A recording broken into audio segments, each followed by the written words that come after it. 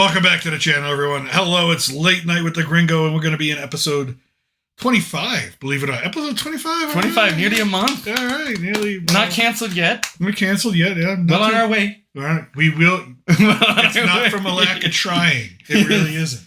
Especially after the last movie review I did. We can try a lot harder, trust me. A lot harder. There's a few nuclear options in the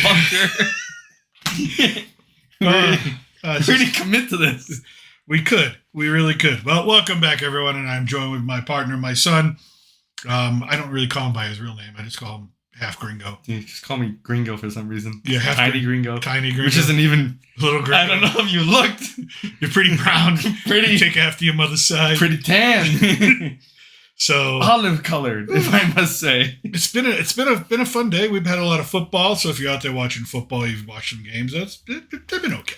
Games have been okay. It's been pretty rough to watch. But it's pretty rough. But it's I mean, do we need to talk about the game yesterday? No, we don't. But it's been hard to kind of pay attention to anything. With the wildfires going on, all the stuff coming out, all the news coming out, I don't know if you want to call it misinformation, disinformation, if it's just information. And now we're going to talk about Gavin Newsom going on a podcast today, Pod Save America with I'm sorry, what is it called? Pod Save America. It's a liberal podcast, right? Hey, I guess it's pretty popular. It's good. And from what I was reading, I've never seen this, and I could be wrong. I've never heard of this either. I've never seen this podcast. Never heard it. I guess it's Jon Favreau does the podcast. Okay, cool. I have nothing against Jon Favreau, but no, it's awesome. But to me, I'm like, you're the governor of California, and part of your state's on fire. What are you doing on a podcast? They're trying to fundraise. Yeah, they're trying. Please, I guess because I don't know. It's just. I guess with politics, you and I have both been schooled in politics, right? Yeah. You just graduated with a degree in international affairs and politics. Correct. I have a master's degree in international affairs and politics. Is it international affairs? Oh, yeah. I thought it was political science. Oh, political science, but with a concentration in international affairs. Okay. I didn't realize that. Right. Along with human rights and global security. Those are my concentrations. Human rights and global security. Two things the world loves to violate. Two things that, for some reason, no one really pays that much attention to, even though they should. Either way, so you and I are very familiar with the idea of politics. Politics is less about getting something done and more about optics. Right. And I guess, this guy, again, I've lived in California briefly while working for Apple. And, I've got my own, I got my own say about what California is and how it is and the problems. And every state's got its problems, but it just seems like they've got just so many more. And it seems like it's just not getting better. But this guy, I just don't know if that was the right optics to go on a podcast. Like, who are you appealing to in that moment? It's definitely not the people who can't see you because their house is burned down. But is he trying to save his political future? I mean, it could be political future. I mean, it's a very politically motivated move. I mean, You don't go on a podcast if you're like, governor, president, even running for any position, that you're trying to build up some sort of political capital, connect with people. It's a very PR move. Well, do you think he's going to run for president? I imagine. At this point, he's been all over the country debating DeSantis, of all people, at one point in time last year. Did you see that? No, I did not see that. Yeah, when was this? Hannity hosted it. It was like last year. It was before even the primaries, I think. University. So, as far as I'm concerned, his political future is dead, but I guess he's still trying to revive it. And now he goes on this podcast. The fires are still raging. The last I checked, one of the larger one, the Palisades, was 11% contained, and they say it's getting better. It's under control, but now the Santa Ana winds are going to pick back up.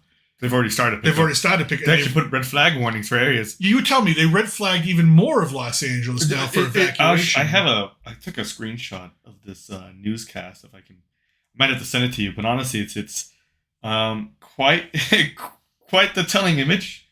Here, I'll send it to you through messages. Let me see if your camera's working. No, we're not. I'm not even on the stream right now. No, I know, but I'm just seeing if you can. Oh, your camera's working today. For as long as your camera works, we'll have you up and running. Exactly. But you are going to be. Let's see. You'll be there in a second. Hold on. Boom. There you are. How you doing? We'll see. All right, and let's just play this. While you two and I talk, I pulled this video of this fire tornado up on the Palisades Hill. that they were broadcasting earlier. How great. My two favorite things, fire and tornadoes. I'm just like, what is that? It's like, dear Lord. But anyways. Got my Dodgers hat on for solidarity. But yeah. Well, go Dodgers. But yeah, Wow. they've red flagged how much more? Did you get the picture? Not The yet. Messages? It should have went through. No, it won't with this because we're broadcasting. Well, I mean, I'll show it to you here off screen. Just show it. But I mean, that's the red flag area. So basically, Los Angeles It's surrounded. is surrounded. Los Pretty Angeles is just surrounded. Except for that, as you see, the PCH, the 5, it's like the only little sliver of hope. Oh dear Lord. Yeah, it doesn't look good. They red flag warning it. All right. Well, that's not good. So he's on a podcast today and he's blaming Trump for all sorts of problems, which I'm like, He's not even in office. he's not even in office. But well, okay. So What? Let's go back to the whole misinformation thing. Right now, we're going to get into a lot of the things that have happened over the last couple of days that are just like things have just gone wrong. It seems like Californians can't catch a break. I feel terrible for them right now. Well, I feel terrible. And here's where I'm going to couch this. I mentioned a couple broadcasts ago that the difference between why I enjoy being a conservative now instead of being a liberal, which is I'm born and raised in Massachusetts, a bastion of liberalism. So I was a liberal for a long time. You'd see these things like a hurricane would hit Florida, mm-hmm. and then you have liberals and mentally deranged liberals post that's what they get for voting Republican, and that's what they get for voting pro-life, and that's what they get. And I'm just like, that's not what they get. Just like I look at these poor people in California, and they don't deserve this. They don't deserve this because of the way they voted.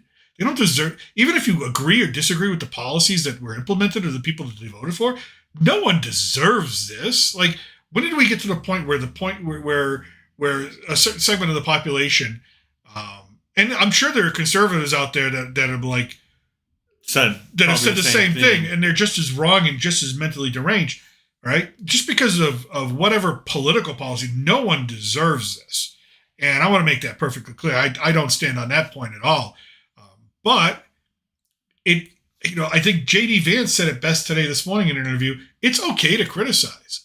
It doesn't mean like you think people deserve it. He even said it's okay to amazing to me. He goes, it's okay to criticize President Trump, which used to not be. When he was in office, he hated criticism, but he goes, it's okay but you have to have conversations about the policies that might have brought us here. You have to have conversations about the things that may have gone wrong. You have to have conversations, and they've got to be pointed, and they've got to be critical, and they've got to be things that search for answers. So I agree with that. I agree with these might not be nice conversations to have, but no one deserves these things to happen to them for whatever reason. No one deserves it. No, I mean, this is why I usually stay off of social media. I love social media. A lot of people put out their comments, and a lot of them are really out there. I know. I got some hate the other day for a couple things I said about a movie, but we'll get into that later. Your favorite movie? My favorite movie. So, but yeah, I mean, okay, so he's upset. He says President Trump is lacking compassion. He says this is Gavin Newsom, and he's lacking compassion. He's making things more difficult because there's so much misinformation being put out there. But coming from Gavin Newsom, it's sort of like the pot calling the kettle black. It just, or the old saying, people who live in glass houses shouldn't throw stones. He's the king of misinformation. Shall we go back to the COVID era? Shall we go back to, hey, you get the shot, you won't get COVID, or like, hey, the disease, I'm pretty sure it wasn't the Republicans, or I'm pretty sure it was the Democratic Party telling me that the disease started in a wet market when it didn't. I'm damn sure it didn't start in a wet market. I'm damn sure, that's my opinion, right? But they suppressed all that information. They suppressed all the discussion of that type of information. So when we talk about misinformation, Gavin Newsom is the face of the Democratic Party at this point. And it's not Joe Biden. It's not Kamala Harris. He's the face of the Democratic Party as far as I'm concerned. He's probably got the best chance out of everyone currently in office in a Democratic position. I mean, but who else would you throw in there? But they're the kings of misinformation for me. I mean, and again, I look at it from both sides. Yes, there's been misinformation on the Republican side from time to time. Yes, absolutely. But for me, I look at, the pandemic, and how much misinformation, how much suppression, how much censorship there was. I look at that. Then I look at what they did to President Trump as far as the courts and the systems and all that stuff. There was a ton of misinformation thrown out there and still thrown out there. You just go back to the simple thing where, Charlottesville, where, they say President Trump was praising white supremacists, and he wasn't praising white supremacists because they cut the clip to make it sound like it, and they've been running with it, and they'll still repeat it to this day. President Obama repeated it during the campaign when he was stumping for Kamala Harris. So there's tons of misinformation and lies coming out from the other side. So to get on a podcast and tell me that President Trump is making things worse through misinformation, really, to me, it makes me look at Gavin Newsom and he's incompetent at this point to get something real done in his state to help these people. Because going on that podcast and blaming Trump is not going to do. Going on that podcast and saying it's all misinformation, so it's not going to get on. Whether the reservoirs were full or they were not full, the problem still remains. The state was not prepared for this. The state was not prepared for this. Did I lose you again? I think you lost me. I lost you again. That's all right. Yeah, we're off camera for the rest of the stream. Yeah, whatever. You're good. Here we go. Am I back on? No. No, I'm back off. No, the hell with you. That's right. You're ugly.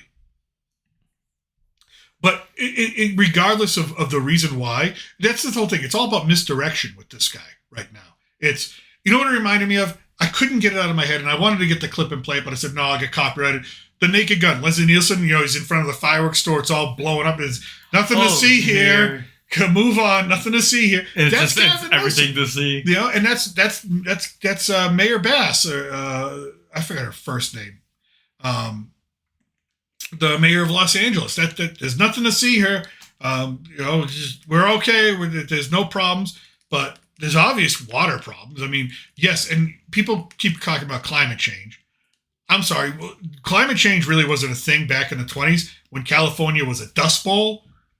So you can go back and if you don't know what that is, folks, Google Dust Bowl and look at the pictures of California, and that was nowhere near the time of climate change. So yes, there are droughts. There are climate factors that definitely weigh in on this, but still, it doesn't make the point moot that the state was not ready to battle this kind of fire. And then you get things, and here's where we get into the policy matters, and here's where we get a little wonky with the policy, right? Gavin Newsom doesn't talk about the laws that limited insurance companies, that made insurance companies pull out. I don't blame the insurance companies for pulling out on some of their policies and pulling out some costs. It was basically they couldn't make any money. They would be bankrupt. Insurance companies are experts at mitigating risk. They're experts at looking at situations and saying, what's the risk of this happening? How much money it's going to cost us? They have all these formulas. They have charts that if I sat down and I was going to get life insurance, they would say, how old are you? What are these factors? They take all my life factors and they could tell me, oh, you're going to die when you're going to die in this year or this month. They literally have charts to be able to do this. So what kind of risk am I? Of course, these insurance companies have these kind of risks for fire, for housing. And so they said, no, we can't make any money based off of the laws and the regulations that California passed. So they pulled out. So I feel terrible for the people who don't have insurance because they're not going to get. A lot of people think they're going to get 100% back from the government. No. The government. No, they're not. That's not how that works. It's not how it works. I wish it's how it works. I wish, I'd gladly, people in California, I don't look at them like you're a bunch of liberals and I don't care about them. No, I would gladly love to see Congress pass legislation giving them the money they need to rebuild their houses and everything that they lost. It wasn't their fault. I would gladly have my taxes go to that than a lot of the other things that taxes are going towards now that we're paying billions of dollars for right now. Gladly, no problem. But I don't think that's not going to happen. It's going to be a rough couple of years. And I don't know what rebuilding is going to look like. So yes, misinformation is one thing, but get off the podcast and go help your people. And does misinformation really, your job is to go put out the fires. If the rest of the country thinks something that you don't like them to think, does changing their mind help the people whose houses are burning down matter? No, it doesn't. Go do what you're supposed to do. Go help focus on what you're supposed to help focus on. And God bless the people of Los Angeles, because all I see are videos of regular citizens of Los Angeles getting together, donating what they can, getting what they can, and coming together. What I don't see, what I see, when they show these videos of all these people, all these just everyday, lovely, wonderful people getting together and saying, I brought some water, or I brought some food. Hey, I don't have anything, but I'll spend my time. I'll cook. Here's an extra pair of shoes, whatever. All these people donating. It's overflowing at firehouses. You know what I don't see? Big corporations? The corporations, one. State government, I don't see it all. You're finally getting to see the Army. You're getting to see the National Guard. Thank God that they're there to help protect and keep things sort of hopefully organized. Hopefully that's what they're doing. But I see the people of Los Angeles doing the job that the government is supposed to do. The government is, everybody there in California pays taxes out the ass. I mean, taxes it might be the most taxed state. Between Illinois, New York, Massachusetts, California. I mean, California might have the most amount of taxes, highest taxes in all the union. And the people who live there, I'm not saying they're happy to pay it, but they pay it thinking, okay, I'm paying all this money in taxes. I have the expectation that the government is going to be there when I need them. And and this is the ultimate slap in the face to these people. So I don't care. So Governor Newsom can get on and talk about misinformation all he freaking wants. It doesn't help these people who paid all this money over the years that need help, and they need help badly. They need it now. They need it now. I was, and we talk about fires. I was curious. Lahaina, Maui, like what's happened, right? They're still not rebuilt. This FEMA is still on the ground there now, clearing debris from houses that burned a year and a half ago. Right. Almost 2 years, right? Well, FEMA, government moves slowly. The government moves slowly. But still, I mean, you think about it, if you're a resident or a business owner in that area, and you're like, okay, been 2 years, I mean, is that what Los Angeles is going to be like? And this is and I'm as terrible as Maui was. I think this is bigger. These wildfires are bigger. Yeah, well, granted, they have to probably deal with shoveling up molten lava that's hardened over time. And where is it in Hawaii? Lahaina. I'm going to mispronounce it. I'm sorry. Lahaina, probably. But again, so I mean, I understand why it takes a long time, but still, it's also government. Nothing goes quickly. Yeah, I'd imagine they'd move faster for this. Yeah, because down there it's such a big population. It is. It's such a huge area. It is. But Wall Street Journal reported on misinformation, all this, and how the government now has to have a different strategy, and they have to manage misinformation. They have to have people in charge of misinformation and tracking down rumors online. Conspiracy theory. Here we go. Fast proliferating online falsehoods are forcing public officials nationwide to adopt a new job when crisis strikes their communities. Their duties now include knocking down the inevitable wave of lies, half-truths, and conspiracy theories, some wild, some believable, that have of late become part of every major public emergency, from Hurricane Helene to the recent Tesla explosion in Las Vegas. This more assertive approach to debunking rumors is part of a playbook officials around the U.S. are increasingly turning to during natural disasters, high-profile crimes, and contentious debates about issues like immigration. Okay, so here's the question I ask, right? Because this is a new phenomenon, right? Social media is not new. It's been around for a couple decades now, or whatever, right? Or however long it's been around. But here's my question: why doesn't the public trust the news, the regular mainstream news? Why doesn't the public trust what politicians tell them? I mean, you go back to the 1950s. Walter Cronkite was the most trusted man in the United States. A newsman, a journalist. He was the most trusted person to talk about any issue. If Walter Cronkite said it, it was true. It was true, and you took it to the bank. Cashed it. Yep. What's changed in 50, 60, 70 years? Well, it wasn't the people. We're the same people. We've kind of changed a bit. A little bit, but you know what's changed? The media. True. The media has changed. They've ceased to become journalists. So they've got no one to blame but themselves. Politicians, they've got no one to blame but themselves. If if people are looking at alternative sources for information and they may be getting the wrong information or disinformation or misinformation, it's not the people's fault.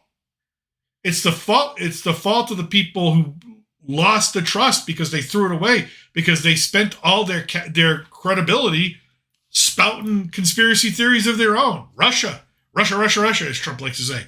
That was a conspiracy theory. Even the guy who the special investigator came out and said, yeah, there's nothing there, really. But years we were told something, right? So, of course, we go through all these periods of misinformation from the people that we're supposed to trust.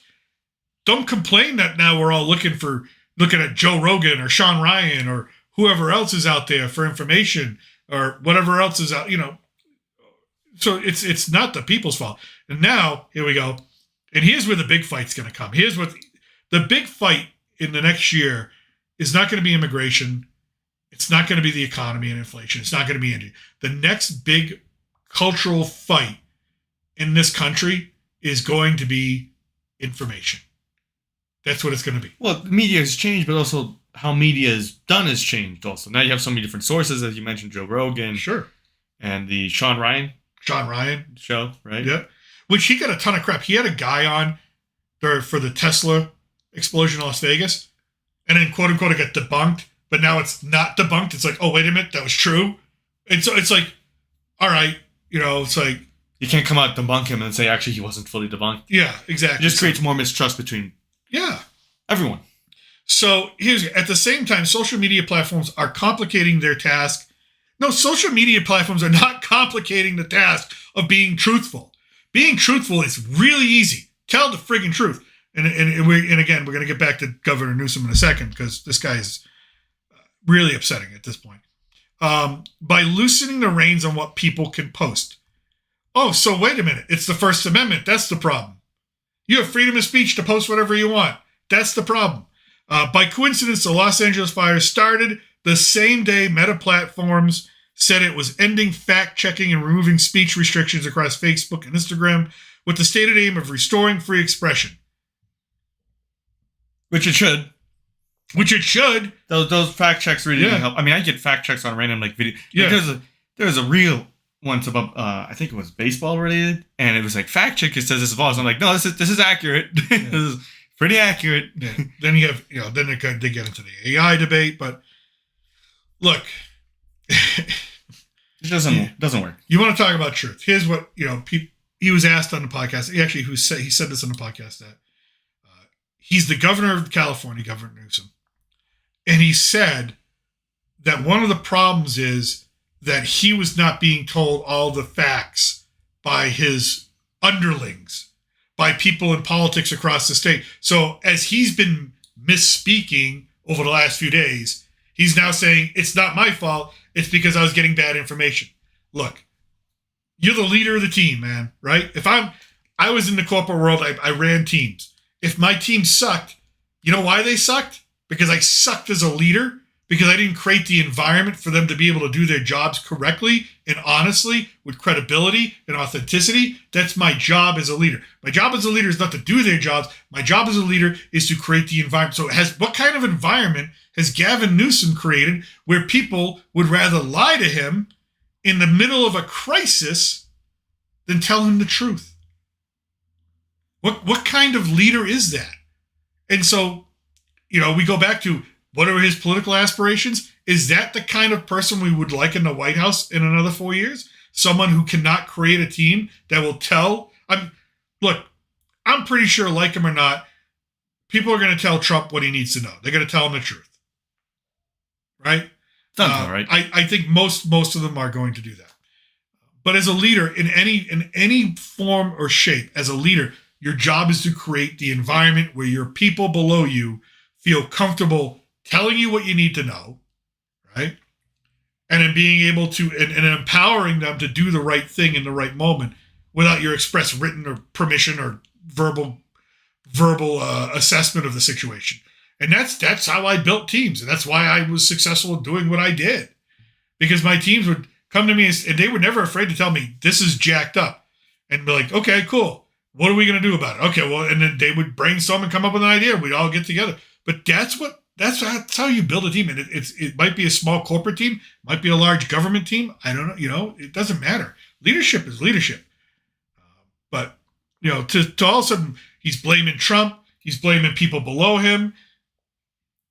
At what point in time does he just, again, I go back to the 50s, Harry Truman, or the 40s, Harry Truman. The buck stops here. President Harry Truman had that famous sign on his desk. The buck stops here. No matter what it was, good or bad, he was accountable for it. He may not have been responsible for it, but he was accountable. As President of the United States, he told the nation, look, I'm accountable for it. And that's why people loved Harry Truman. Because that's why he was elected. You're elected, they thought, well, okay, the guy may screw up every now and again, but he's honest with us. And he takes responsibility and accountability. So that, and he won the war. But, That probably went a long way, let's be honest. It went a long way, too. Probably the main reason.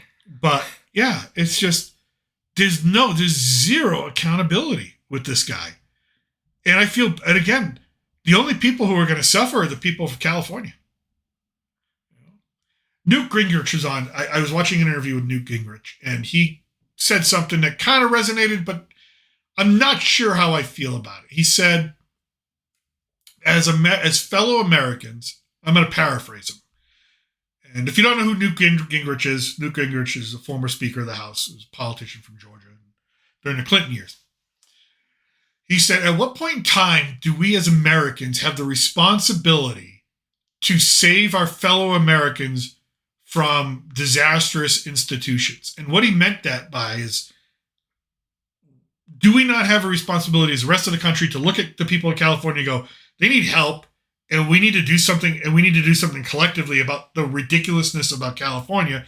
Because yes, he's right. In every category a state can be measured, it's hurting. Education, safety, immigration, homelessness. I mean, how much money have they spent on homelessness? They haven't figured that out. It just keeps growing. Jobs, they're losing jobs. The number one state for people moving out of it, for U-Haul rentals, California, so people are leaving. That's not a good sign. It's not a good measurement of how healthy your state is as a place to want to live. And it's the most, and as far as I'm concerned, and again, I've been to California, lived in California, it might be the most beautiful state in the whole union. It also has probably the highest ceiling of any state. Yeah. I mean, what other state could really compare to, the heights it could reach? Yeah. Maybe New York, but maybe. But not even then. But it's beautiful. I mean, when you're in California, and you're just driving around, you're in the hills, or you're in wherever, whether it's San Francisco, Los Angeles, San Diego, which, by the way, San Diego is my favorite place in all of California. Love San Diego. Go Padres. Sorry to you and your Dodgers hat, but go Padres. It's a beautiful state, beautiful people. It's wonderful. I really, the only reason I didn't move you and your mother and your brother out there, when I was offered a position to stay out there instead of moving back to... I never knew this. Oh, yeah. You didn't know this? You never told me this. Oh, shoot. I should slap you. No, it's just the cost of living. Okay, that's fair. As good as they were going to pay me... I should still slap you, but... As well as they were going to pay me for the position that they wanted me to do, I said, no, I'm going to go back. At the time, we were living in Michigan. I mean, how much were they going to pay you? Actually, it's not... We probably don't... We're not going to talk about that. Yeah, it was good. It was real good. It was real good, but still. But then I realized, oh, shoot, the cost of living. It's not like we were living in Michigan at the time and the cost of living there is low. And so we were in a beautiful house, a beautiful land, beautiful area, great schools. I mean, it's probably nothing in comparison, right? It would have been nothing in comparison to it would have been a huge downgrade in lifestyle. Even as beautiful as it was, as nice as it was, as much as I enjoyed being out there, my first inclination, and this is, oh God, I'm going to date myself here. This is 11 or 12 years ago. 11 or 12 years ago, a large cheese pizza in Michigan would have cost us what? $7, $8? About it. $7 to $9. Yeah. Yeah, sounds about right. At that same moment, I'm like, the first day I got to California, I get checked into my apartment, right? It's a corporate apartment. and there's a pizza parlor across the street. It's New York style pizza. And I'm from New England. I'm like, hell yeah, New York style pizza. I'm exhausted from the flight and from moving and from getting the rental car. Like, yes, I could just use a nice pizza right now and settle down and watch some wrestling and whatever, right? So I walk across the street. Beautiful little pizza parlor. And I say, I would like to order a large cheese pizza. That's it. Just one large cheese pizza. Nothing extra. Nothing, no soda, no nothing. Just give me the large cheese pizza. I'm going to carry it out. No delivery fee, nothing. $21. And I said to myself, okay, now I understand. That's when I started to understand. No way it could be $21. It was $21. That must have been No, I called your mother. As soon as I got back with the pizza, I called her. I said, pizza just cost me $21. Oh. Swear to God. Hand to God. $21. I mean, it could have just been the place because they're charging a premium for New York style pizza. I still, $21. I mean, no, I think it's ridiculous. It's a cheese pizza. It's $20. And I said, wow. How big is this pizza? It was a normal large cheese pizza. Normal large. I'm trying to dig him out of this hole. It's not working. It's not working. And then my rental car, thank God Apple was paying for gas. They had given me a credit card. They were paying for gas because holy jeez, and they were paying for all my meals. So I'm like, holy jeez. I started to think, okay, as much as I love it there and as cool as the people are and as fun as it is to be that close to the ocean, I drive down to Santa Cruz, drive up to San Francisco, drive up to, Muir Park and the Redwoods and all that stuff and drive down, drive across Pacific Coast Highway. It wasn't feasible. And I can only imagine what it is now. After inflation, you think about, okay, they went through inflation the same as the rest of the country. So I think, holy crap. So I look at Governor Newsom and I'm like, buddy, get off the friggin' podcast and go help your people because you haven't been helping them that much lately. And that's how I feel about him. And Mayor Bass, oh dear Lord, Mayor Bass. She couldn't even repeat the website for people to get help. She's at a news conference and she literally said, the website you need to go to is URL. She couldn't even, I don't know whether, okay, just make sure. Sorry, URL? URL. Sorry, I'm going to need another take on that. URL. I know it's. Can I swear? No, you can swear if you're shitting me. Yeah, I'm not shitting you. And then they had the fire chief on. Now one of the pieces of misinformation that because your mother came running, they fired the fire chief. The fire chief has been fired. I said no, she hasn't. That's misinformation because they put out a statement and she's still giving press conferences because the fire chief was being interviewed and she was asked point blank, did the state and the city fail you? Because she's like, we always expect that when we turn on the fire hydrants, water comes out. And water wasn't coming out. And she goes, yeah. They asked her a couple times. She didn't want to answer the question, but finally she did. She said yes. And that's a pretty harsh statement coming from your fire chief. But it's a true one. Yes, they failed us. Fire, when a firefighter goes to a fire hydrant because something's on fire and they got to put it out, and they're trying to save lives, they have the expectation, they have the minimal expectation that when they hook up that hose to that fire hydrant, water is going to come out. And when that doesn't happen, yes, there's a failure. Somewhere there's a failure. Whether it's in engineering, whether it's in policy, whether it's a combination of both, there's a failure. But they didn't fire her, even though she probably will end up later on. I don't know how popular she is and all that right now within her own ranks, but she told the truth. She said what she felt. And yeah. And then you get some knuckleheads. Did I lose myself? Temporarily, I think. Ooh, temporarily. I'm not really sure. All right. And then you have knuckleheads like this. Civilian drone grounds LA firefighting plane. I think we lost you. Yeah, probably lost me. Let's check it out. No, I'm good.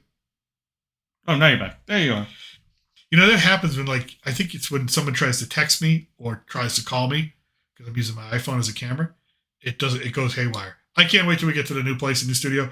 I am going to upgrade to Streamlabs. That's not an advertisement. It's just OBS is working fine for me, but it's got little glitchy things here and So you get knuckleheads like this. You see this civilian drone grounds LA firefighting plane. A civilian had their drone up in the air, and it hit one of the planes trying to drop water. And so, you're joking. Yeah, I'm not joking. Please do not. Here we go. Please do not pilot your drones over the deadly wildfires raging across portions of Southern California. None of the footage is worth grounding emergency response planes or the potential jail time, because it probably is illegal. The FAA was forced to issue a reminder on January 9th, shortly after an unidentified civilian drone collided with a Canadair CL415, which you see in the picture there. Super Scooper. These are the planes that literally go and they like dive into the ocean, scoop up the water, take off. Like those are some damn good pilots right there. Because so they're trying to be over the Palisades.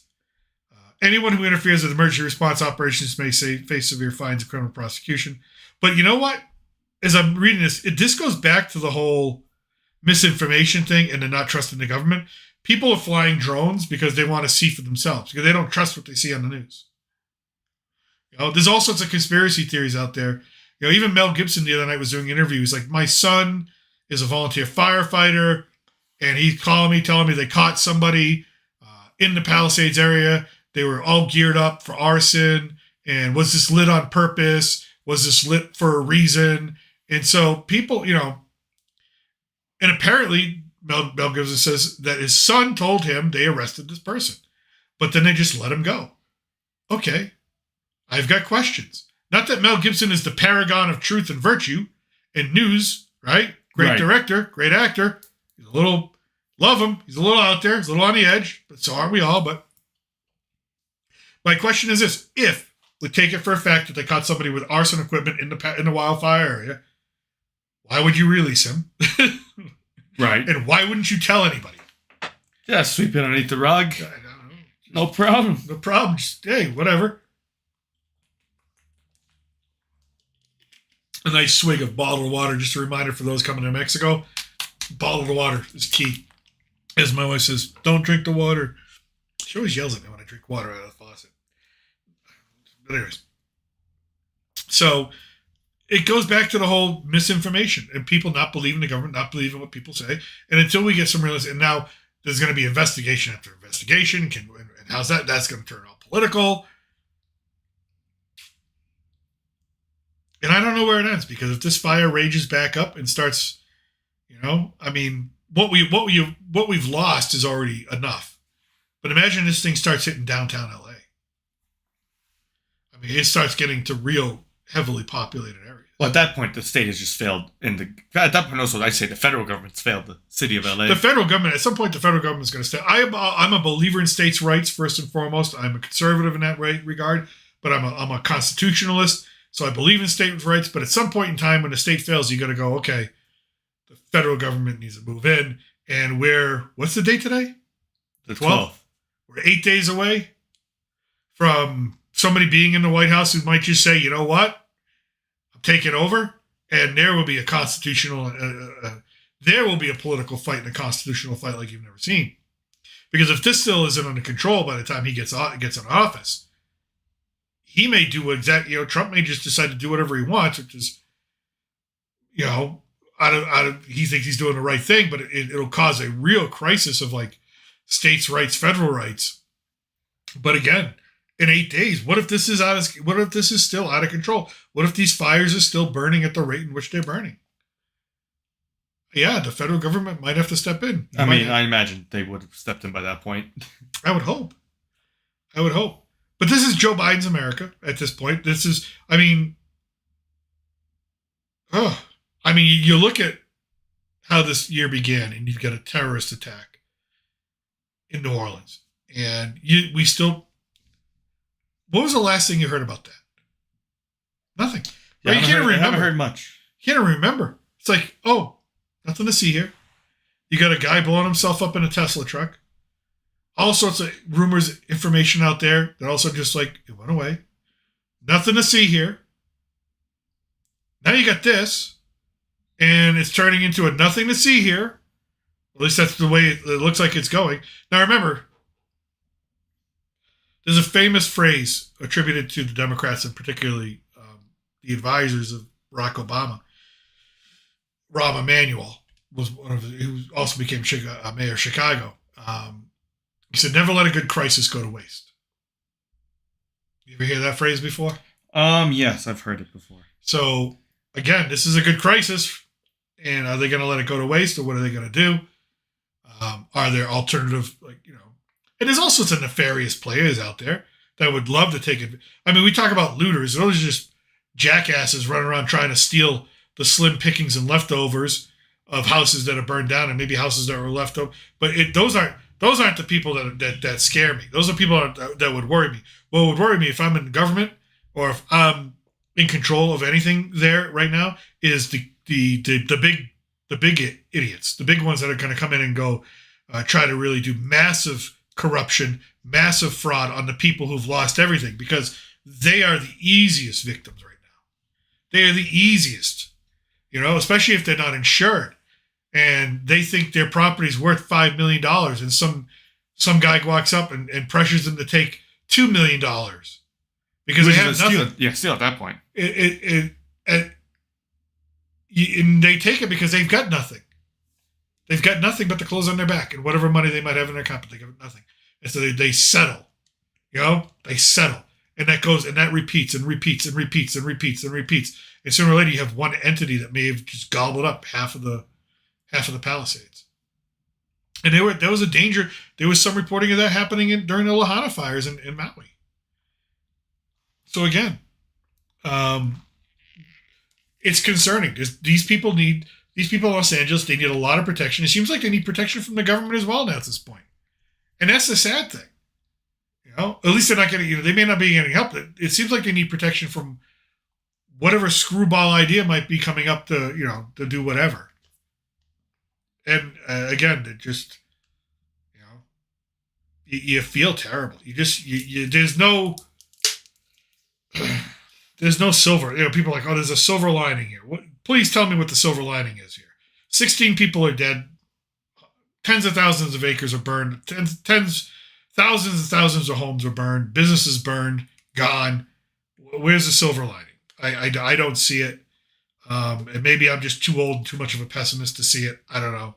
I can admit that. If someone can tell me what the silver lining, glad that there are people alive, but 16 people are dead, and these people are dead not because they're bad people. It's because they were failed by the government. Yeah, no, they were certainly failed. So there's no way around that. None for me. I don't see it. And until I see evidence that the government is doing something that is worthwhile and helpful. And if you want to, by the way, if people out there, they want to donate money, please do me a favor and make sure that whoever you're donating to, you've researched who you're donating to. Because I can guarantee you there are scam websites already set up, scanned, what do they call those things? GoFundMe's set up, scammed schemes online to get you to donate, whether it's 5, 10, 20, whatever money it is. Especially if you're donating money. Please research who you're donating this money to, because you want to give it to, and there's plenty of websites out there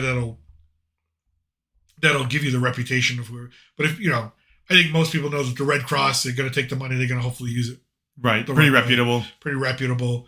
But there are a lot of more reputable places out there as well as the Red Cross. And I'm not advocating for them. It's not an advertisement. I'm just saying to you, be careful. Man, I wish we got paid to say that. I wish we could. I don't know. One of the things they were saying that they needed the most is shoes. Where's any of the big shoe companies? I mean, especially Nike. Where's Nike? Where's Adidas? I can give Adidas a break since German company. Yeah. Maybe the American company Nike should probably just hear me out, step in. Yeah, where are these? It's a big shoe market. I'm sure they appreciate it. You don't have to give them all free Jordans. No, they're not looking for Air Jordans. They're looking for just shoes. Just some nice, good quality tennis shoes. I mean, I was talking to your mother about this too, because these type of stories hit her hard because you know that she lost everything in a fire, Right. when she was younger. No, I'm very familiar. You know, her mother, her father, her brother, I don't even talk about candles or lighting candles in my room. Oh yeah, she's paranoid of it because they had nothing but the clothes on their back. That's it. They lost everything, and so it's a reality, and it's a scary reality. So, you know, again, I guess maybe the only silver lining is what we talked about earlier, is that everybody, all the regular citizens coming together to help each other. And I'm not talking about like Harry and Meghan. You see this? Harry and Meghan went out to greet people and say hi, give them hugs. And I'm like, are they sightseeing the damage? Is like, what are they doing? It's like, we don't need you there. Like, thank you for the hug. Appreciate it. But is it a photo op for them, or what are they doing there? I don't know. Maybe that's me again, me being pessimistic. And maybe that's me just possibly. Just like, but it seems like, again, like I said, maybe the silver lining is just regular people getting together to help regular people, because that's always nice to see. It's always nice to see. We saw this one. Not their job, but it's nice to see. Yeah. And then a lot of different videos, hard to watch, coming out. The ones that kill me are the pets, the dead animals. Your mother's like, "Oh, look, I found this," and I'm like, "Don't show me that." I don't get why the obsession was showing it to you. It's just like random. Like, does she think this is fun? No, she just not fun. But you know what I mean? No, it's like interesting. Oh, because they had this one guy they were interviewing him, and he's saying, my dog, I trained him to protect the house, and so he wouldn't leave the house, and the fires came too quickly, and the dog died in the fire because the dog didn't know what the fire was, just knew it was dangerous, but the dog stayed with the training that he's there to protect the property, and died in the fire, and the guy was just heartbroken. I mean, just, oh God. Yeah, heartbroken. I can't imagine. Heartbroken. And I mean, how big was this dog? I mean, it must have been huge, because he didn't say can't move it. Yeah, the dog wouldn't move. The dog knew to stay. Right, I know, but like you couldn't pick it up and move it. Yeah, it must have been a pretty good sized dog. He said it was a good dog, but didn't say what kind of dog. Yeah. But you guys asked me last night, why do I have such an empathy for animals? I think, and just because they can't really, they're helpless. Like, that's not their. They don't know what a fire is. They don't know what stuff is. And so when bad things happen to animals, it's sort of like, it's even more of a like, oh, they never had a chance to even think it through. But, you had the video of the tortoise, the giant tortoise that they had to pick up. I guess, how big was the thing? 400 pounds? I mean, it couldn't be 400 pounds at the point. Someone was able to pick him up on the side of the shells. Maybe 200. Oh, okay. It was like a young, I mean, you had to get him to walk, and then what it looked like a little container that they always had for him. It's pretty big size. Picking up by the shell and just kind of placed him in there. Okay. I mean, probably 200 pounds. Oh, Jesus. Probably 150, 200. It was a young adult. That's a big turtle. Tortoise. Turtle's wrong. Turtles swim. Tortoise. And he's probably looking around going, "What the hell is all this black smoke?" No, it's funny. He was in just hanging on the shed, because they hang on in dark places for a long time. That's kind of what they do, right? Yeah. So this lady comes out with a bunch of bell peppers, which I guess is what he eats, right? Okay, and he's kind enough. of baiting him outside. He's like, "Yeah, okay, I'll come outside." He's in the backyard. He's pretty calm. He's like, "Okay, I'll follow you slowly." They get to the front yard. He sees the smoke. He's like, starts picking up the babes. The turtle starts going, "I'm out of here." Yeah. He's like, "Oh, this is why I'm here." Oh, okay. We got to leave. We need to go. We gotta go, lady. So, yep, I just lost my camera again. Yeah, you think your camera's gone now? Completely. Yeah, maybe. It might be. It was just on a moment ago. Yeah, it does that from time to time. We're back. There it is. But anyways. So yeah, I have no confidence in the Democratic governor of California at this point in time. I've got no confidence in the Democratic mayor of Los Angeles at this time. All I see is political ass covering. All I see is finger pointing and blaming on their part. And it's easy to say Trump, because 40% of the country is going to be like, yeah, it's Trump's fault. It's Trump. He's the bad guy. California's burning and it's Trump's fault, right? which just tells you what kind of leader the guy is, Gavin Newsom. He's never been able to tell the truth about anything. He's always been about himself, and that's a politician, though. You know, not all, a good chunk of them. A good chunk of them. I mean, most politicians may start out with like all these great and honest and true and pure values, and I want to get into the government to do the right thing. And this is why I could, you know, they get into it. They want to do the right thing, and they probably get eaten up by the system, and they probably get eaten up by the quagmire that is government and the corruption that is government. Because we have plenty of corruption here. We have plenty of corruption in the United States. It's not a, you know, it's got to be all these temptations once you, especially if you're a congressman or a senator. Holy Jesus, a senator? There's only 100 of you in the whole damn country. Only 2 of you in your damn state. I mean, what you get tempted with, I'll give you this donation, I'll give you this money, I'll give you that stock tip, I'll give you whatever it is you might be into, you know, and you just vote my way, get me this, or sign off on this, or help this regulation go away, or maybe, you know. So again, we're all human, so I guess it's easy to look at them and go, these are awful people, but they probably didn't start off all awful. Some of them probably did. Maybe some of them did, but not all of them. And they got corrupted, because that's what happens when you put money and power together. Bad things usually happen. I don't think there's really a case of good things happening. And what's going to be amazing though is when they finally do pass a bill to send however many billions and billions and billions of dollars to California, which I said, if it's going to go to the people that lost their houses, good, send them everything they need. Get them back on their feet, get them back in homes, get them fed, get them clothed, get them, right? So fellow Americans, and that's how we should be. But what we're going to see is, we're going to see how good the Department of Government Efficiency is at that point. Because they're going to pass this massive bill for billions of dollars at some point in time. I'm talking big, big money. When do you expect it? And I expect it in 2 to 3 weeks. I expect it the first week Trump's in office. Not now? No. Government moves too slow. And then the first thing that Ramaswamy and Musk going to have to do is set up some sort of oversight for this money. Because otherwise it's going to end up like COVID. Do you know it's something like between 10 and 20% of all the COVID money given out by the government was fraudulently accepted or fraudulently taken? Do you know how many billions of dollars that is? No. Crazy. I can't even imagine. So, and every government bucket has a leak here and there. I get that. That happens. It shouldn't, but it does. But we got to eliminate it somehow. So again, this is all just this whole thing, like this California wildfire thing. It's going to leave the news at some point in time because something else is going to happen, and most likely the inauguration of a new president is going to take over, and his first week in office and all the stuff he's going to want to do is going to take over the news cycle, and this will get put to the back burner, just like New Orleans got put to the back burner, and New Orleans is not even going to be on the stove anymore. That's what's going to happen.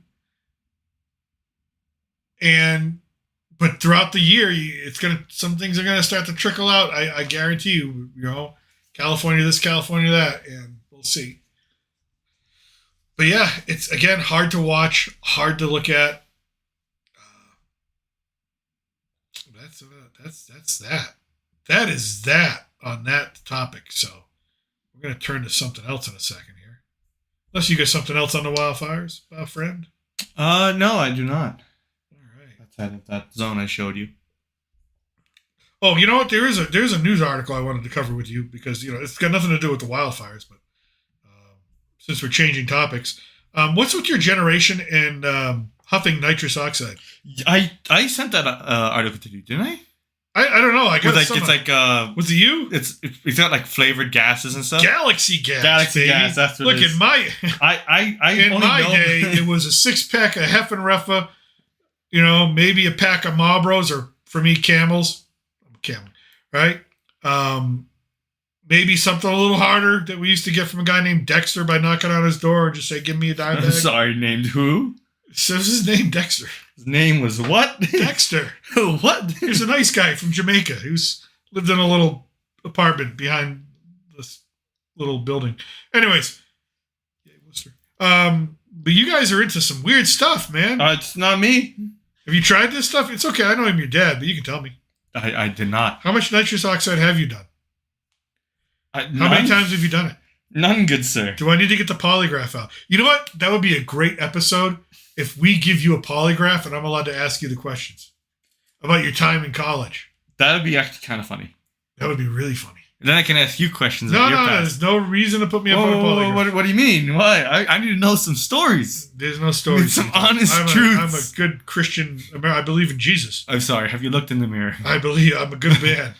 You look the way you do because of the things you have done, sir. Listen, I'm prematurely aged because of genetics. All right. The next drug epidemic is blue raspberry flavored. I guess that can't all be bad, right? It can't all be bad, right? How I mean, galaxy gas became synonymous with the country's burgeoning addiction to gas. We used to just call these things whippets. This is a whippet. You guys are taking whippets and it's something like you guys just can't just take whippets. I don't know. Do you know what a whippet is? Okay, it's basically you go and get you know the cans of whipped cream. Yeah, that you love. Yeah, there's a reason why you love. Like when you were a kid, you used to grab a can of whipped cream out of the refrigerator and just like spray it all in your mouth. Like, oh, I love whipped cream. No, not like that. I'd put it in a bowl and use a spoon. You know why you like that? I'd put because of the gas that came out of it that was huffing up your mouth. I didn't huff it. I put it in a bowl. You little freaking addict. Know me. You're a little addict. That's not true. I get calls from your mother. Antonio's out of control. I get home. It's because he's been doing whippets all day. Oh. Friggin' psychopath. Yeah. Apparently this is a thing. As long as you say it's for food prep purposes, you can sell nitrous oxide to the public. What kind of food purposes?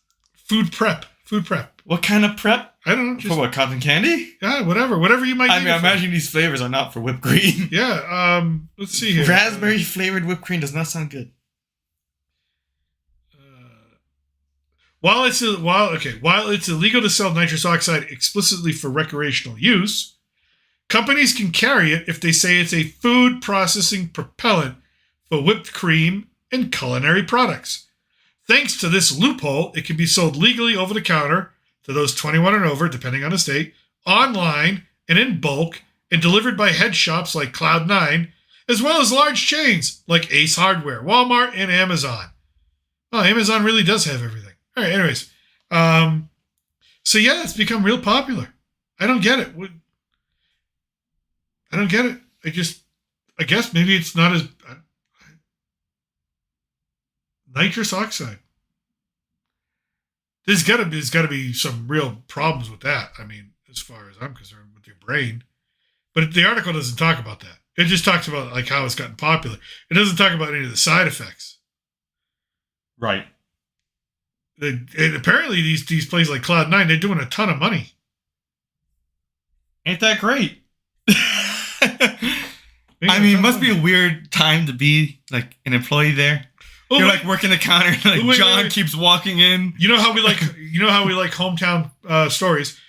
Kirsten Milligan, a 25-year-old tattoo artist from Houston, yes, Houston, baby, was introduced to the drug at a party. At first, she preferred to do it around other people, but that soon changed. She quickly slipped from inhaling one large tank a day to two, then from 2 tanks to 6. She began to buy so much that her local smoke shop started a special rewards program just for her. Buy 5 tanks, get 1 free. Oh, she needs help. I don't think she's doing many tattoos. Within a few months, quote, my life consisted of huffing whippets alone for 24 hours a day. She says, I couldn't breathe without it. If I had about 5 minutes without it, my heart would start palpitating. That's probably not good. It's not good. But my heart palpitates anyways because I've been eating McDonald's since I was 3. Her hair began falling out. My hair fell out. Her mobility deteriorated. My mobility deteriorated. She had trouble walking even a few feet. Same here. She had lost control of her bodily functions. I couldn't control my bowel movements. I'm not there yet, so okay, I got one up on this girl. Old age versus whippet addiction. You know? I couldn't control my bladder. Okay, I can control that. She had frequent seizures. Jesus Christ. Lost motor control, and a year after use could no longer walk. Quote, I got into four car accidents from driving while huffing. How do you drive with the tank? Do you have the tank like here? Like here, you're just driving? I don't. I think they're just sitting in the car and doing it. No, they're driving. They're driving car accidents. You got in a car accident while doing it. Oh, they got into a car accident while doing it? Yeah. 4 of them, actually. How 4? Yeah, 4. No one's... Hello? Let me continue reading. I got into 4 car accidents from driving while huffing. She says eventually her grandmother took her to the hospital where doctors informed her she was paralyzed. That went that escalated very quickly. Quote, I have neuropathy in my lower spine and I have neuropathy in my feet, which is nerve damage, she says. A brain scan revealed she had a cyst in her brain and blood clots in her lungs. Is that from the car accident or is that from the gas? I'm going, it's from the gas. For the love of God, Kirsten, wherever you are, God bless you.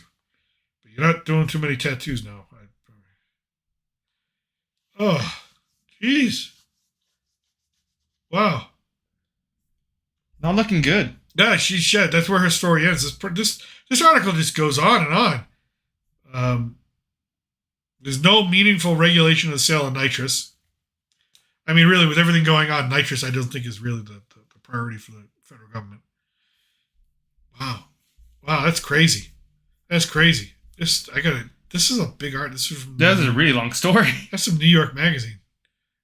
What's wrong with your generation? I don't know. I wish I knew. Just get a 6-pack of Heffenreffe and a couple Marlboro Lights. You'll be all right. Trust me, a buzz is a buzz. It's good. What happened to good old Newports? Don't go there. All right. You want to talk about how I've gotten a little bit of hate mail? Got a little bit of hate mail from this lady. Not from her, but because of her. So I recently posted a review of a movie. Did you hear about this? Which one? The Netflix's Emilia Perez. Your favorite movie? It's not my favorite movie. Well, they really tried to glam her up here. She still don't look good. The Hollywood Reporter. The picture you're looking at is Carla Sofia Gascon, formerly Juan Carlos Gascon, the transgender actress who plays Emilia Perez in the Netflix movie Emilia Perez, who is the now odds-on favorite to win Best Actress, even though she's born a biological male, Best Actress at the Academy Awards. She's already won many awards for this movie, which is absolutely terrible and insulting and everything. And you can see my review for it. This article is called All the Rage. And so I had this question while reviewing this movie. Why would they make this movie? Why? What was the reasoning, right? We all have a reason why we do something usually, right? Yep, it mentions Trump. It mentions Trump. Who says this? The director? The Hollywood Reporter. Let's see here. Okay, so first off, for those who don't know about Emilia Perez, I'm going to read. The article goes on. She'd be nominated for an Oscar, which most pundits expect Gascon is poised to become the first transgender performer to win. Only one has been nominated, Juno's Elliot Page, who revealed his gender identity only afterwards. Not since 2017's Moonlight has an Academy Award frontrunner been so well suited to trigger Donald Trump's base. Now, Emilia Perez is basically a Mexican cartel kingpin named Manitas, who hires a career corporate lawyer, played by Zoe Saldana, to help him transition to a new life as a woman, fake his death, and resettle his wife and kids in Switzerland. And it's a musical. Now, if you think that's the only part of the movie, they are not telling you a lot of stuff about this movie, which basically, well, we'll get to it in a second. The undisguised transphobia that became a pillar. Look at it. The undisguised transphobia. Look, if you're called transphobic, it means you're afraid of it. No, the people who are against transgender as like a new wave of culture, they're not afraid of it. They just think it's wrong. Like, if you have arachnophobia, you're afraid of spiders. That's a fear. Transphobia is not really a real thing. No one's looking at it going, I'm afraid. All right. The undisguised transphobia that became a pillar of Trump's second presidential campaign, we all remember the ads. We remember the ads because you guys were having drag queens read to 5-year-olds, is a global phenomenon. Gascon hastens to note one that has grown in proportion to the cultural progress of trans issues. Quote, there is a part of society that lives off hate, that lives off selling hate, and there's another part that wants to live in hope with the same rights, all of us in peace and respect. And this is why I called Emilia Perez the most dishonest film. It has no honesty to it. It is not credible at all because the film's all about hate itself. The film is all about dishonesty itself. The film literally comes down to a culture here in Mexico and replaces the most important religious figure in it, Guadalupe, who is also the Virgin Mary, replaces the Virgin Mary with a transgender woman who is a murderous kingpin of a drug cartel. And that is what's celebrated in that film. And there's no consequences to this kingpin. They become a media darling after transitioning because the message is that, they only did these bad things and killed all these people and hundreds of thousands and all that and poisoned them with pills. And they only did these things because they were misunderstood. And now that they've had their operation, everything's fine. No justice, no courtroom, no arrest, no nothing. Nope.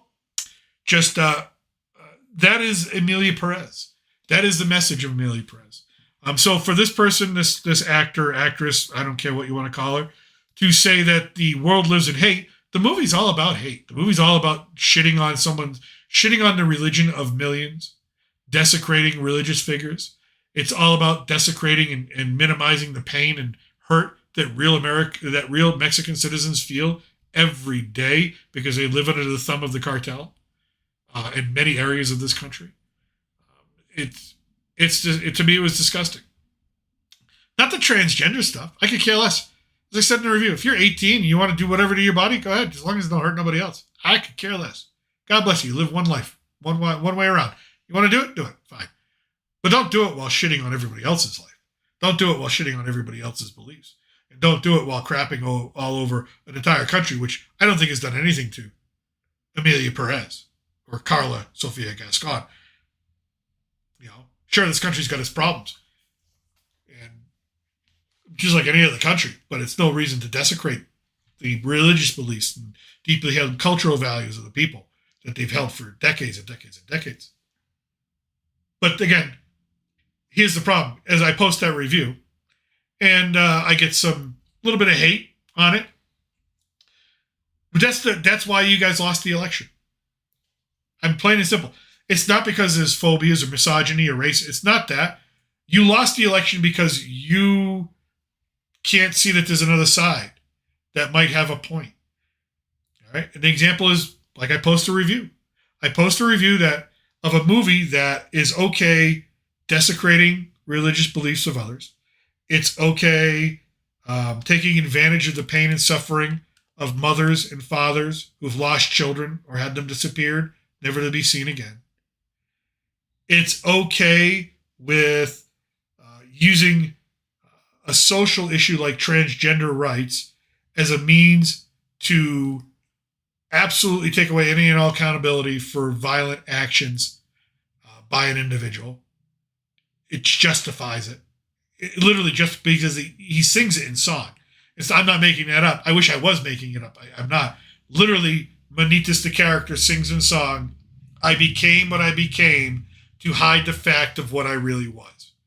So I became a drug kingpin responsible for murders and poisoning people with synthetic drugs because of I wanted to hide the reality. So it's justifying all of that.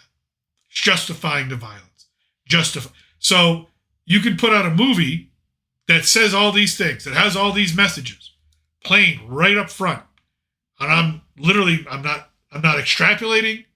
I showed you the movie. Right. It is pretty spot on. Pretty spot on, right? I'm not exaggerating.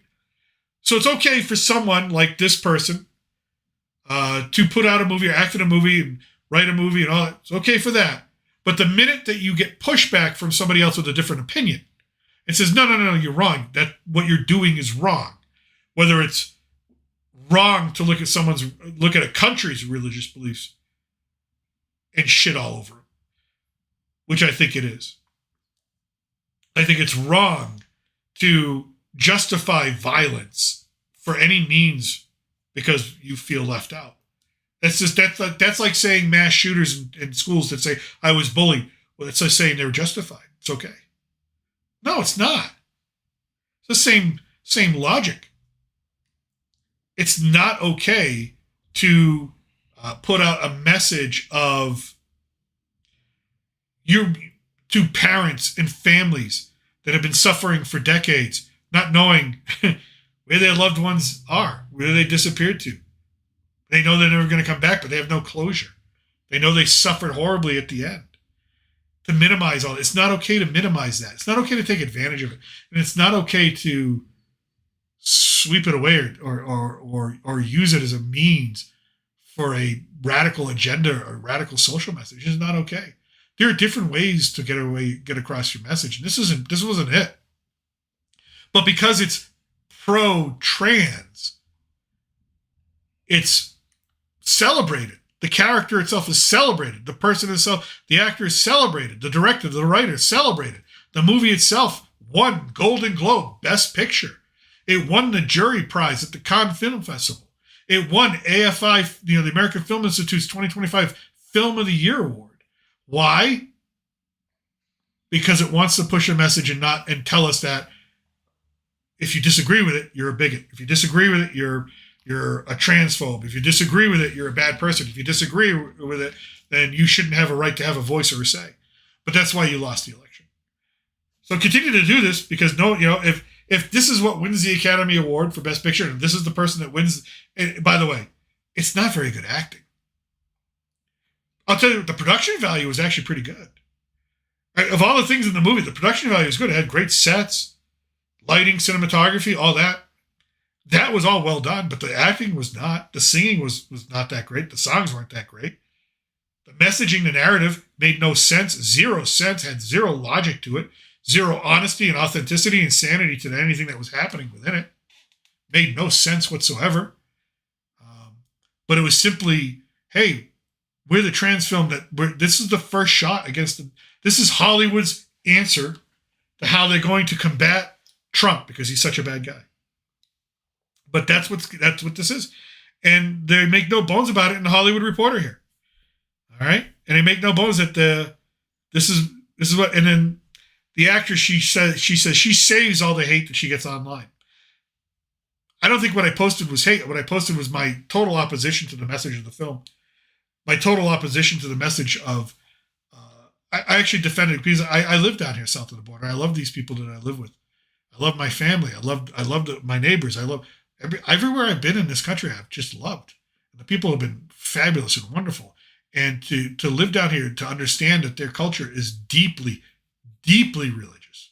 When I saw that closing scene where they replaced Guadalupe, because that's what they call her down here. They called the Virgin Mary Guadalupe because it was a famous apparition. She appeared famously to some peasants. Her image is in every restaurant, every business, every home, any building you walk into, any doctor's office. Guadalupe, there's a little icon, a sticker, whatever. There's some sort of depiction of Guadalupe there. I know I just lost my camera again, but that's okay. But to crap all over that for no reason whatsoever. There was no necessary reason to have a religious parade with Emilia Perez as the statue replacing Guadalupe. To do that, it's just hateful. It's just I don't see it as uplifting or sending a positive message. And then the people down here, everyone I talk to, I've gotten some messages, and I'm sorry I haven't responded to all the comments in that video yet because I've been super, super busy, and I do apologize for that. But there's been a lot of harsh backlash. The people of Mexico, they can't believe that this occurred, that this is out, that this movie was made, that this movie was allowed to be filmed in Mexico City. So again, it talks about hate. This article talks about hate. But the biggest piece of hate is the movie itself. And that can't be, I think that is, again, if this is what Hollywood wants to continue to be, they're only going to continue to minimize their voices. It's already right now, celebrity voices and endorsements don't mean nothing. It's going to mean the Oscars mean nothing. I guarantee the Oscars already mean, in the 90s, I couldn't wait to watch the Oscars. It was great. Show. Best pictures, all that, right? Even if I didn't agree with the winner, it was like, okay. Now it's something different. It's political and just like, I guess, everything else. Here's some quotes here. And this is Gascon has already made history by winning the Best Actress prize at last year's Cannes Film Festival that she shared with Saldana Gomez and Adriana Paz. Yeah, Selena Gomez is also in this film. She plays the transgender actor's wife. The victory prompted a reactionary backlash in France, most prominently from far-right politician Marianne Marchal, niece of the National Rally standard-bearer Marine Le Pen, and granddaughter of the movement's late founder Jean-Marie Le Pen. So the right, basically the Republicans in France. Quote, so a man has won Best Actress, which is, by the way, if this actress, Carla Sofia Gascon, actor, gets nominated for Best Actress, how do real feminists feel about that? Don't you feel like a man is now taking away a woman's spot? There's only 5 nominees. If now there's only going to be 4 actual women and 1 that's actually a man. I don't know.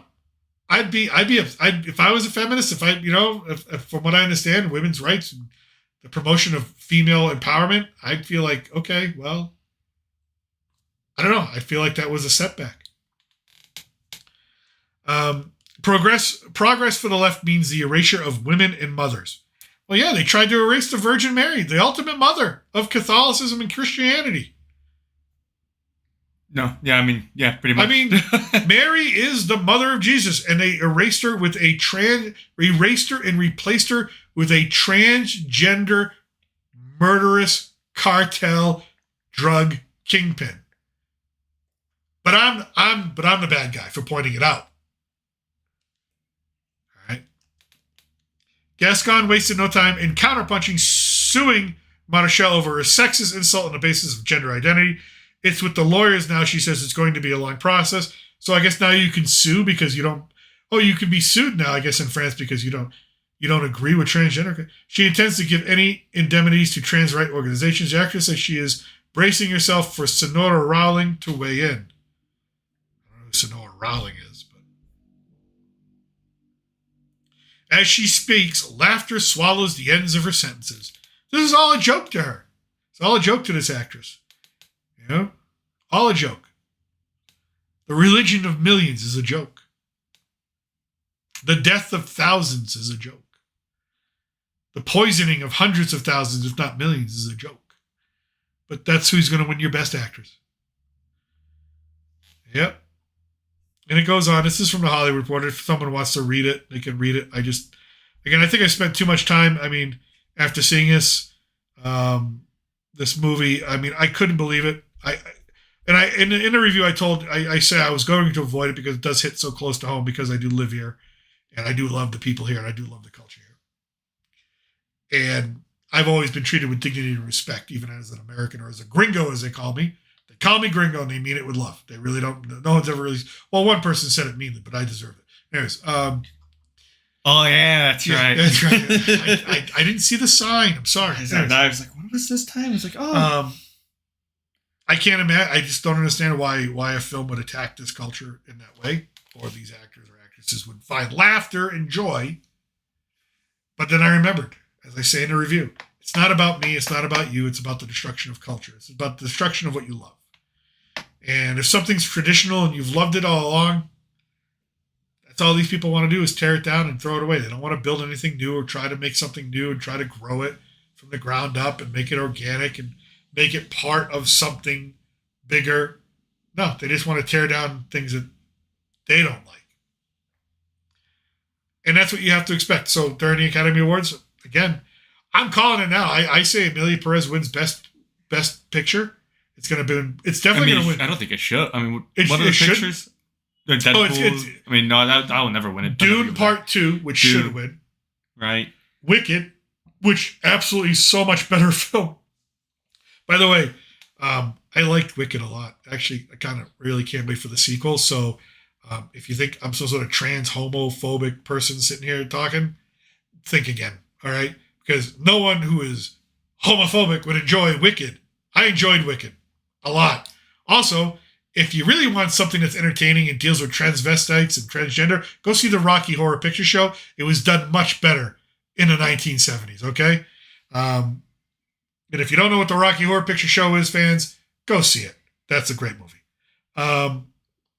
Dune Part 2, Wicked, those two movies absolutely should win over it. The Brutalist, I haven't seen, but has gotten good reviews, so I can see that being nominated. But I just can't think of a film that I've seen all last year that is better than Dune Part 2. But Emilia Perez will win Best Picture. Emilia Perez will win Best Foreign Picture. Emilia Perez, Carla Sofia Garcia, she'll win Best Actress. Zoe Saldana will win Best Supporting Actress. It's what's going to happen. It'll win Best Song. It'll win Best Song for the one where they're dancing around the gender affirming care clinic. Okay, if that with guys with their legs in the air. I'm sorry, if that song wins, I think I'm turning off the TV. I'm sorry. It's going to win. The one where it starts out. The doctor asks a woman to a man or a man to a woman, and Joyce Saldana says, man to a woman, and the doctor replies, oh, so penis to vagina. And literally, those are the lyrics. That'll win. But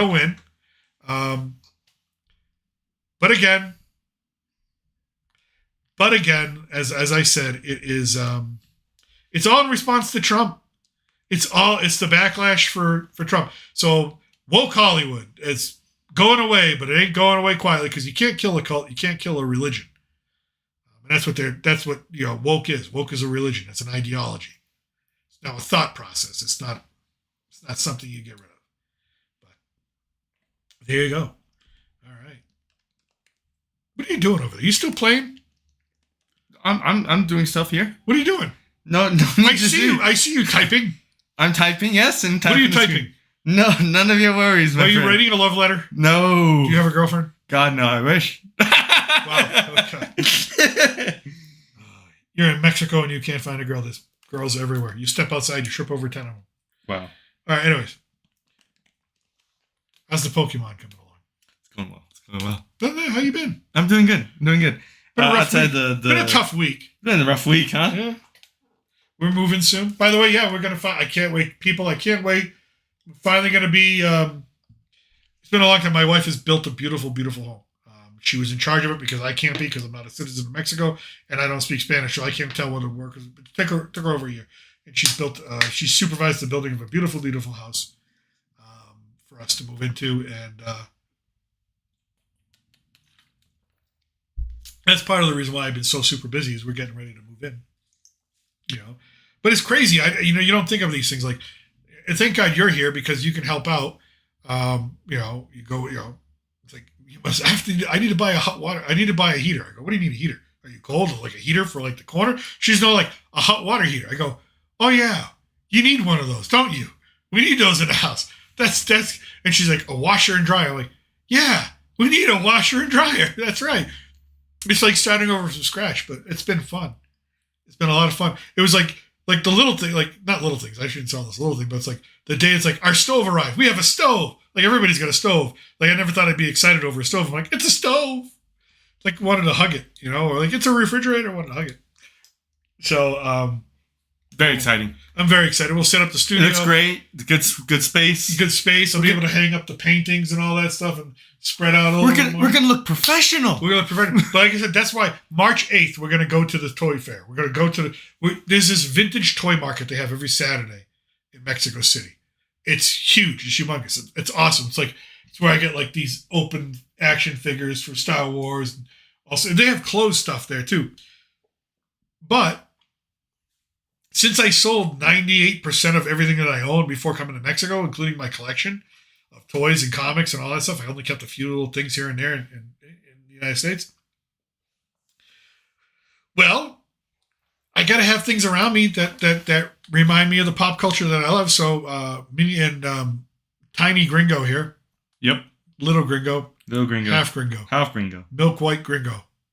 Well, kind of brownish. Tan gringo. Tan gringo. Tan olive skin. Caramel colored. Caramel. Coffee colored. They're coffee flavored gringo. Well, what kind of coffee here? That's not caramel's probably better. Caramel better. Yeah, caramel's probably better. Caramel gringo. You and I are going to do a live stream and as we shop for stuff that we love. Last time I was there, they had a Castle Grayskull, an original Castle Grayskull. I was like, I want it, but I had no space for it because we were doing Airbnbs and I couldn't just pick it up. And your mother's like, no, buy it. I'm like, where am I going to keep it? I'll just be hauling it around. So maybe that'll be there. And hopefully I can get another plug for this thing so we can start playing some. Oh, they had vintage video games there too. Right. They had like the original Friday the 13th video game with him in the purple jumpsuit. It's crazy, right? I used to love that. They had the Goonies 2 video game. And I know because we already have Mario Brothers, Super Mario Brothers, and Duck Hunt. We got the gun to go with it. Hopefully we just need the power cord for this sucker. And we'll be good. And we'll hook that up. We'll figure out how to stream. Wouldn't that be awesome to stream right from stream a Nintendo NES? Like not just like a simulator, but like the actual thing. Here we go. Blow in the cartridge, put it in there. I can't think. Is there a game that you would want the most? Like what? Is there an NES game out there that you'd be like? I mean, outside the original Mario. Zelda. Legend of Zelda. My favorite game of all time. The gold colored thing. Right. Gold colored cartridge. Oh god, that would be awesome. That would be awesome to get. That would be awesome to get. Maybe I have to think. There's some Metroid. Ooh, Metroid. Ooh, was the original Metroid. That would sound good. So, but anyways, so that's what we'll do, and hopefully by March we'll be in there in February, but decorating all that stuff. But hopefully by that time we put everything together and things will start to look like a regular old studio. But with that, I got nothing much. You got anything for these people? No, but expect us soon again. Yeah, absolutely. It's a Sunday night, so Monday we usually hit one Monday. No, we usually on Monday. We usually do Monday because we got Raw coming up and Raw on Netflix and all that. We watch that while we stream. And thanks to everybody for listening. Thanks for everybody. Hey, it's my opinion on this stuff. Like it, don't like it, let me know. Make sure you like, subscribe, and share this content out if you've enjoyed it. And I've enjoyed talking to you again. Enjoyed having you over here. But again, from south of the border, thank you for watching. I'm still your reluctant gringo. Salud and a huevo. All right, buddy, we're going to get on out of here to the outro. Whee!